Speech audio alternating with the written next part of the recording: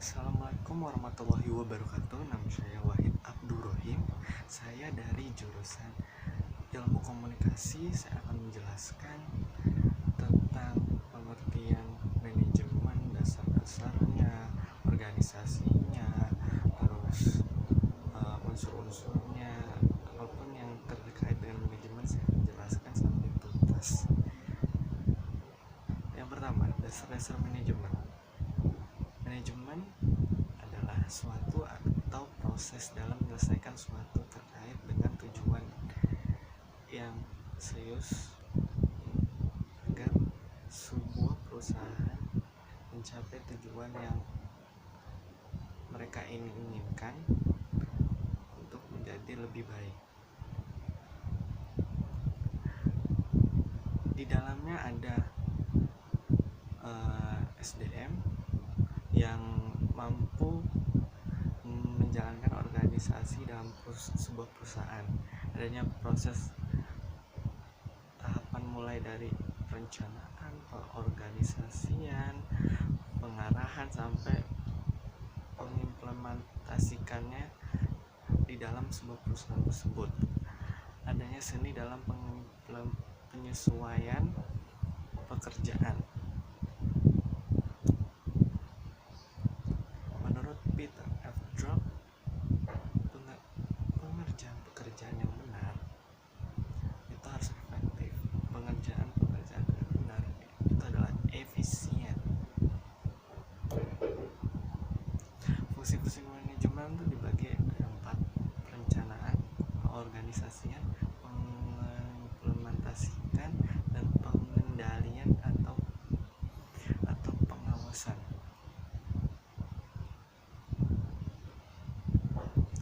Yang pertama ada planning, itu dimana kita menata sebuah jadwal, kita mau buat apa, kita mau harus apa.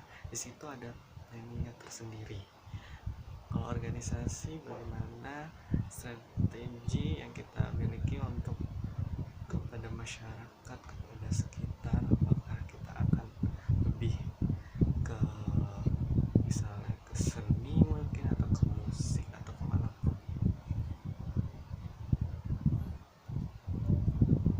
Ada direction, proses mengimplementasikannya. Program ini bisa dijalankan seluruh pihak, jadi semua pihak terkait itu harus solid agar pekerjaannya sesuai dengan yang diinginkan dan tidak ada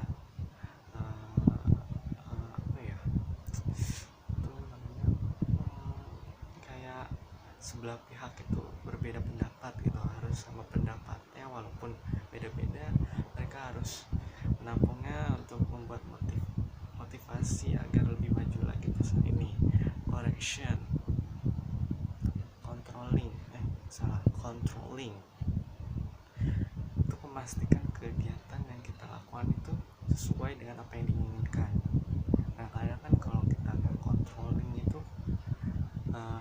acaranya itu bisa salah jalur atau salah tempat, jadi harus ada controllingnya gitu, sedikit.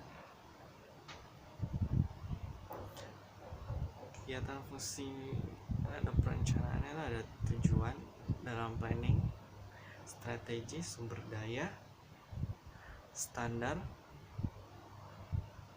atau indikator keberhasilan dalam pencapaian tujuan tersebut.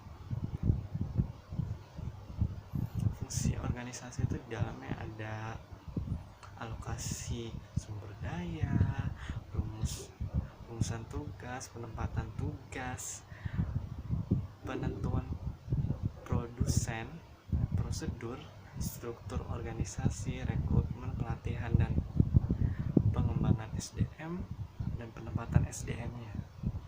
Seperti itu. Fungsi direction ada kepemimpinan, bimbingan dan motivasi, tugas dan penjelasan rutin, dan kebijakan atau SOP-nya. Fungsi kontrolnya itu evaluasi keberhasilan kita, langkah-langkah kelas klarifikasi atau correction alternatif sesuai dengan masalah. Fungsi operasional manajemen dan manajemen SDM, produksi, pemasaran, dan keuangan.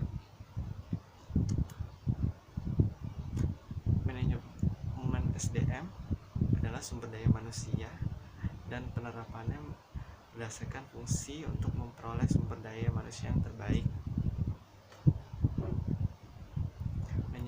Manajemen produksi adalah suatu tempat untuk meningkatkan kualitas sebuah barang yang akan diproduksikan.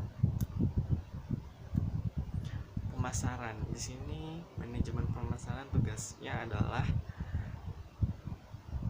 memasarkan barang yang kita akan jual melalui survei konsumen, produksi, penjualan, distribusi, bisa juga misalnya dengan iklan atau promosi-promosi yang lagi hit saat ini mungkin.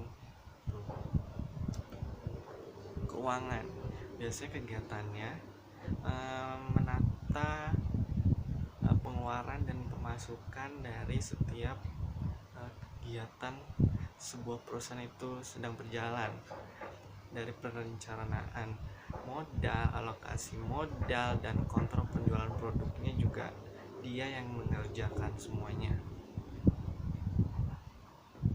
Manajemen informasi, biasanya di sini memberikan sebuah informasi dari berbagai kalangan usia maupun dari berbagai perusahaan tertentu. Informasinya biasanya dari internal maupun eksternal, adaptasi dengan perubahan zaman yang seiring dengan perkembangan teknologi dan penggunaan teknologi dan informatika itu sendiri itu harus sesuai dengan kalangan-kalangan tertentu. Penyediaan informasi bisnis agar orang tahu kita mau jual apa nih, kita mau membuat barang apa, jadi harus sesuai dengan apa yang kita harapkan, seperti itu. Dan selanjutnya manajemen kegiatan. Dalam kegiatannya nih akan jelaskan yang satu lagi. Manajemen pengertiannya ada satu lagi nih, melakukan kegiatan yang bertanggung jawab secara langsung, memastikan kegiatan yang diorganisasikannya berjalan dengan seluruh tugas yang ditetapkan agar sesuai dengan tujuan yang sama. Keahlian manajemen itu harus ada teknik, komunikasi, konseptual, pengendalian, dan pengambilan keputusan maksudnya. Keahlian manajemen itu manajemen global. Keahliannya bisa melihat dunia lebih luas dan bisa merencanakan apa nih mau dilakukan 2 tahun ke depan atau 1 tahun ke depan atau 2 bulan kemudian mau melakukan apa, dan punya koneksi dengan orang-orang sekitarnya dan punya kemajuan ingin lebih besar lagi. Teknologi, biasanya seorang manajemen itu harus ahli dalam melakukan kegiatan yang bersifat teknologi seperti jaringan sosial media, konten digital, atau TV bisa mungkin, atau media online kayak, atau bisa juga media konvensional juga masih bisa sih. Harus semuanya bisa, karena untuk memasarkan produk itu semuanya harus tahu agar konsumen bisa membelinya di mana dan apa yang mereka dapatkan dari produk yang kita ingin jual tersebut.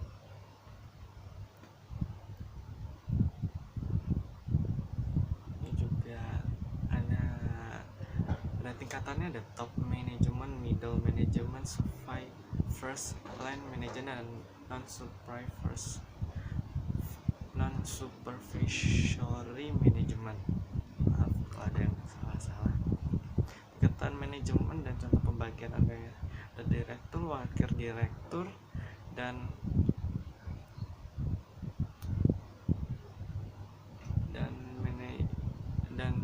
paling bawah itu ya manajemen di bagian masing-masing.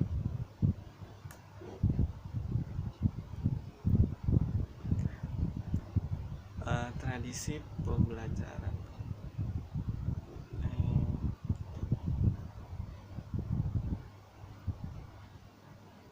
Dan sini juga ada kesan penjelasan. Hanger, orang yang melakukan kegiatan manajemen. Kita akan menjelaskan manager. Maaf kalau ada salah. Manager adalah orang yang menjalankan kegiatan manajemen. Istilah manajemen seperti dipresentasikan dengan istilah lain seperti ketua,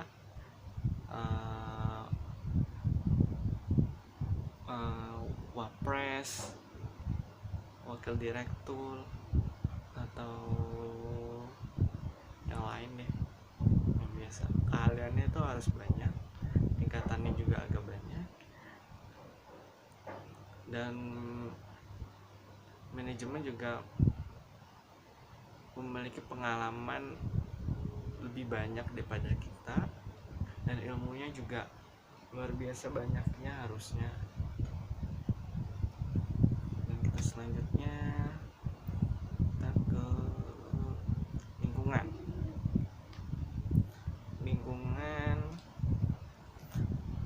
dan budaya organisasi. Dalam manajemen, organisasi merupakan bagian lingkungan masyarakat. Kegiatan manajemen wajib memiliki faktor lingkungan terkait seperti internal eksternal, ya seperti ada mikro dan makronya mungkin. Dan di sini juga dibagi kembali menjadi bagian, banyak sekali pastinya. Ada lingkungan organisasi, lingkungan eksternal dan internal. Kalau eksternal dibagi kembali ada lingkungan mikro dan makro, dan makro dan mikronya juga dikembali ada bagiannya lagi. Lingkungan internal organisasi dibagi 4. Ada owner, board of direction, employers, dan lingkungan fisik. Kita jelasin yang pertama. Owner, pemilik sebuah organisasi, mempunyai ide, gagasan, modal, ketentuan lainnya. Kalau board of direction, tim manajemen yang ditunjuk oleh pemilik untuk mengurus segala kegiatan yang ada pada organisasi. Employers merupakan unsur-unsur SDM yang sangat demikian jumlahnya, lebih banyak jumlahnya untuk menjalankan organisasi juga, tapi paling bawah yang ditugaskan oleh board of direction atau tim manajemennya dari perusahaan tersebut. Dan lingkungan fisik biasanya sumber daya uang, sumber daya fisiknya, atau sumber daya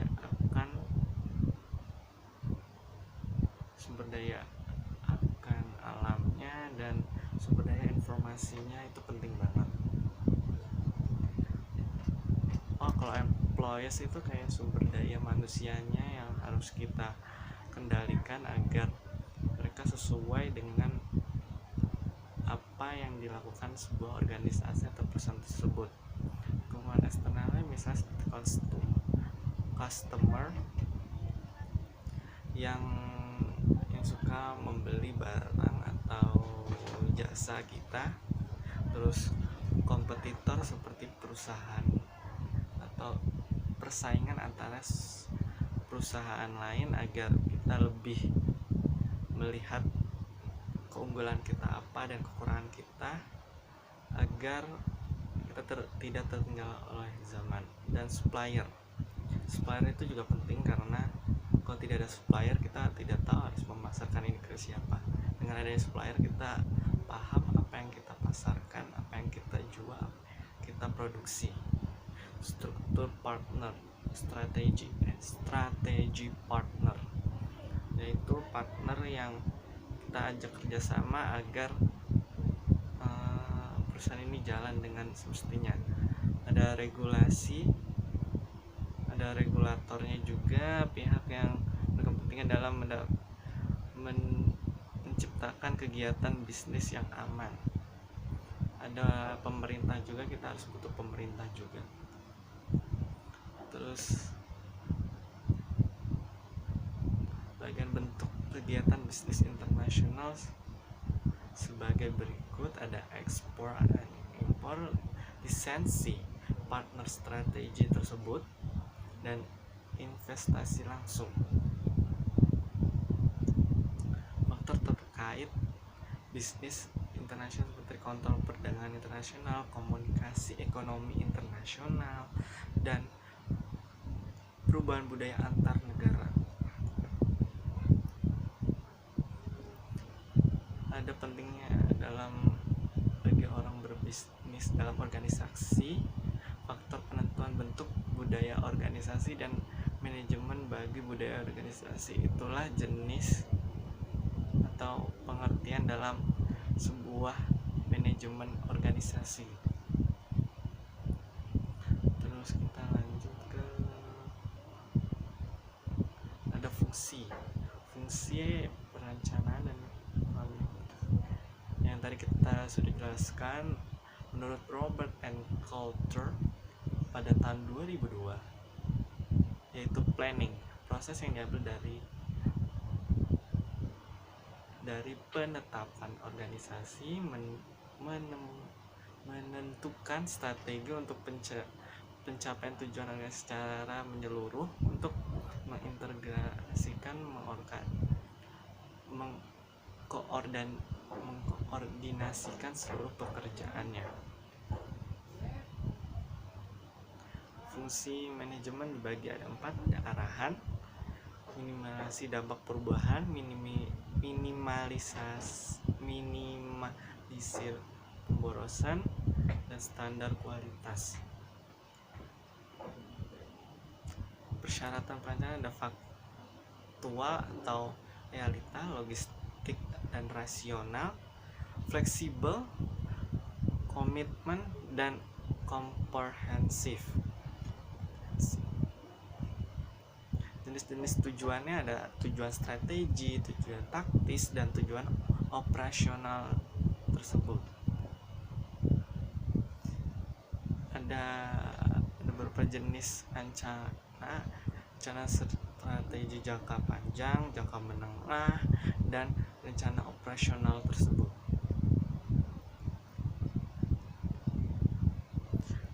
Terus ada beberapa jenis rencana dari segi frekuensi penggunaan, single use plan dan standing use plan.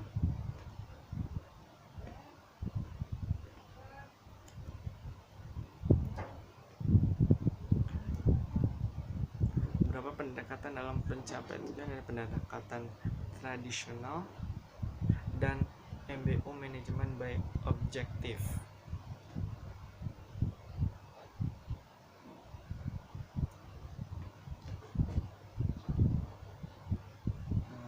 Kita ke manajemen strategi perusahaan.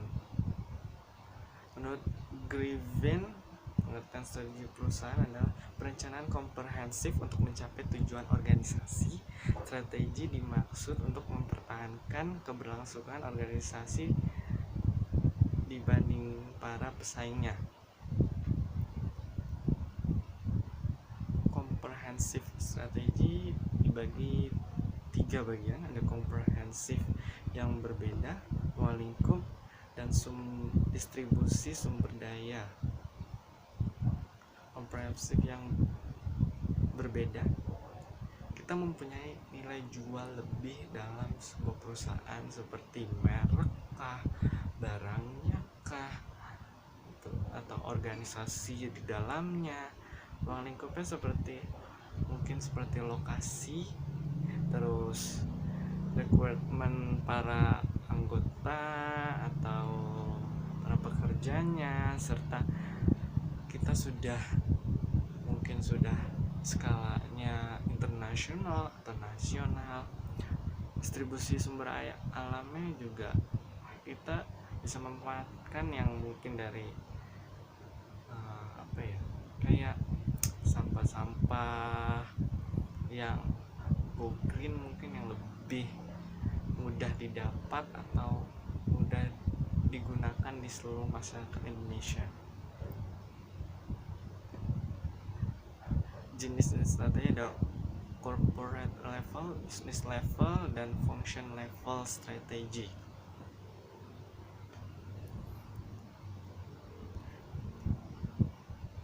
Proses penyusunan strategi adalah penilaian keperilakuan, penyusunan strategi, analisis suatu internal dan eksternal, dan pengambilan pemilihan strategi.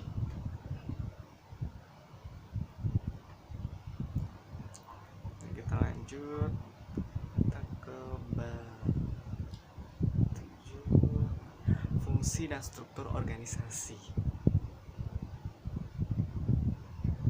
Konsep dasar pengorganisasian adalah manajer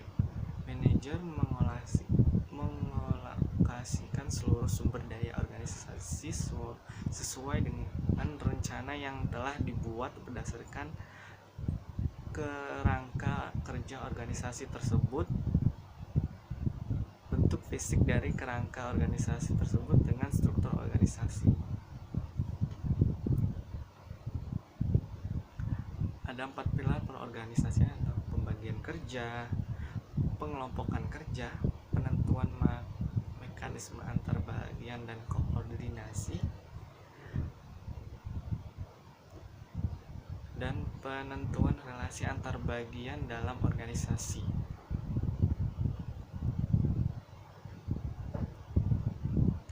Faktor yang mempengaruhi struktur organisasi adalah faktor strategi organisasi, skala organisasi, teknologi, dan lingkungannya. Pendekatan dalam departemen analisis adalah pendekatan fungsional, produksi, pendekatan pelanggan, geografi, dan matriks.